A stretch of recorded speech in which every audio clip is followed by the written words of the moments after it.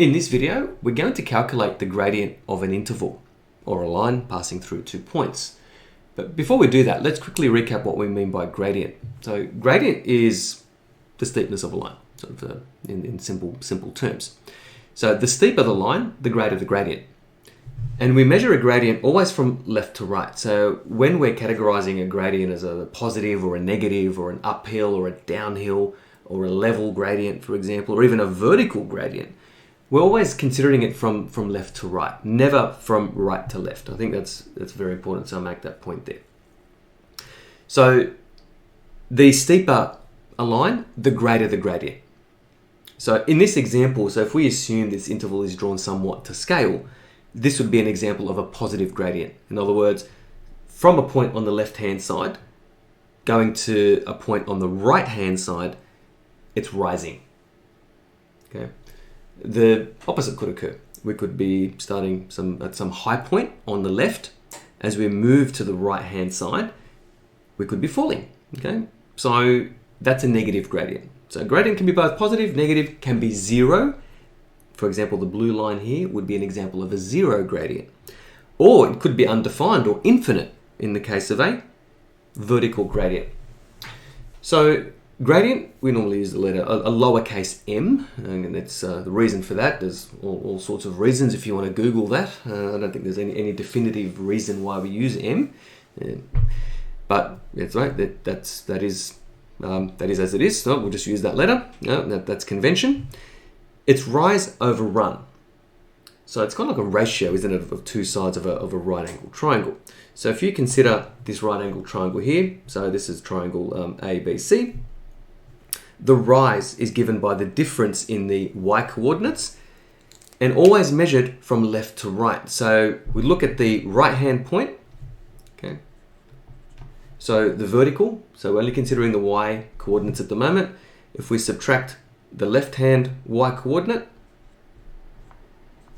that gives you the rise. Now it could actually be a fall as well. That could be a negative number if the gradients were going the other way, so from a high point to a low point.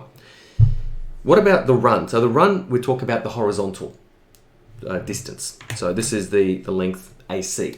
Now you might have seen this when we did the length of an interval, or length of an interval. We looked at Pythagoras' theorem and we had to find the short sides, the length of the shorter sides of the triangle. So this might look familiar to you.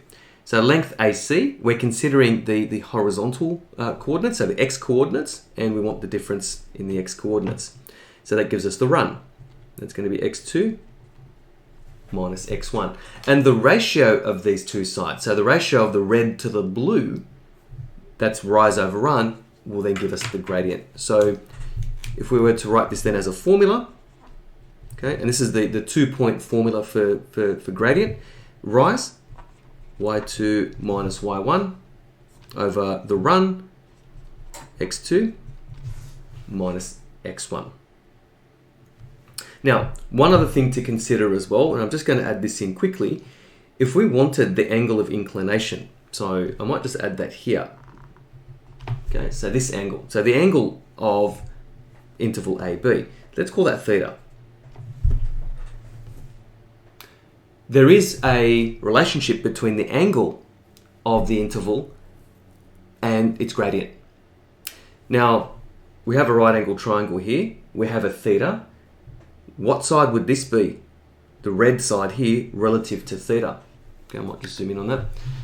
That would be the opposite side, isn't it? So that's the side opposite to theta. What about the blue side, this side that's closest to theta? This would be the adjacent side. So that should hopefully remind us of some trigonometry where tan of theta is opposite over adjacent. And we also know that opposite over adjacent is also the gradient. So there's a link there. That's a very useful one as well. So, okay, m is equal to rise over run. Okay, so that's y2 minus y1 over x2 minus x1. But this is also equal to opposite over adjacent, which is equal to tan of theta. So in other words, m is equal to tan of theta. So the gradient of the line is equal to the tan of theta. If we want theta though, we need to rearrange this formula to make theta the subject. So theta is equal to inverse tan of the gradient m. So inverse tan of rise over run, or y2 minus y1 over x2 minus x1. Let's have a look at an example. So find the gradient and the angle of inclination of the line passing through the points 2, -3 and -3, 4. Now, if you like, we can even just draw a quick sketch to visualize where these points are. Okay, so 2, -3, probably somewhere here. It's not to scale, but just to give us a very rough indication of what we're looking at here. What about -3, 4? So -3, 4 is up here. Okay, so -3, 4. Okay, and so we can see quite clearly that it's going to be a negative gradient. So going from left to right, it's a downhill. So let's calculate the gradient, and then let's calculate the angle of inclination, and we'll just answer it to the nearest degree. Should be fine. We'll just see what answer we get. All right, gradient first. So m is equal to rise over run. So I'm just going to use the formula direct. y2 minus y1 over x2 minus x1. So it's always vertical over horizontal. And we could label these points. Now, it doesn't actually matter which one you label as x1, y1, x2, y2. As long as you maintain that order in the formula, you're going to get the right answer each time. But let's just stick to convention here, and we'll label the right-hand point x2, y2, left-hand point x1, y1. So let's call this one x1, y1, and let's call this point here x2, y2.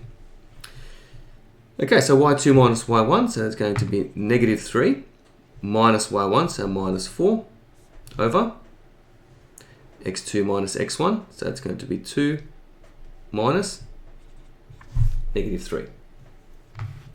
Okay, just to save a bit of space, I'm just going to continue it on this line here.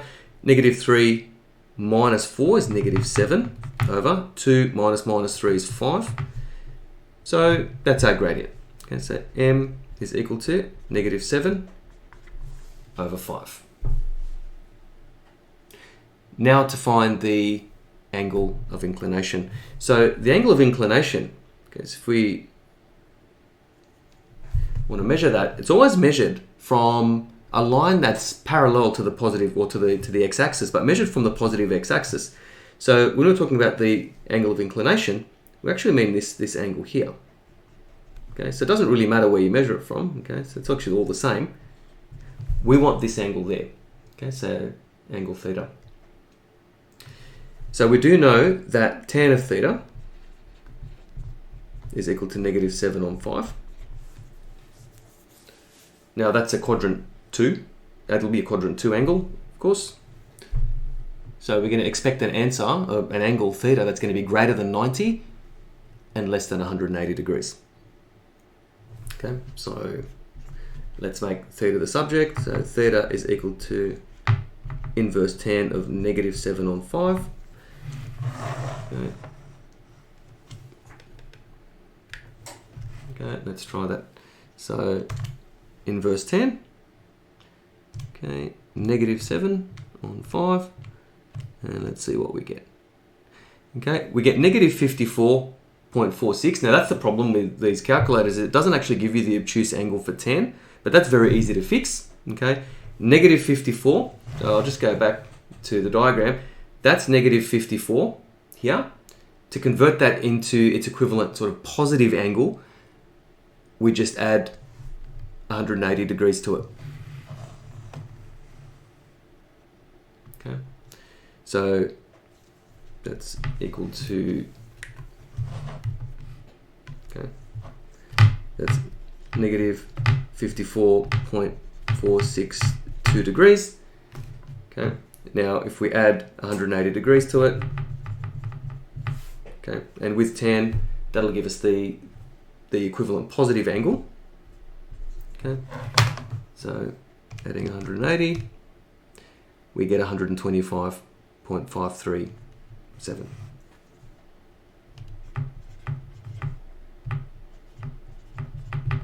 Degrees, and to the nearest degree, that's going to be equals 126 degrees. So this theta here is 126 degrees, correct to the nearest degree.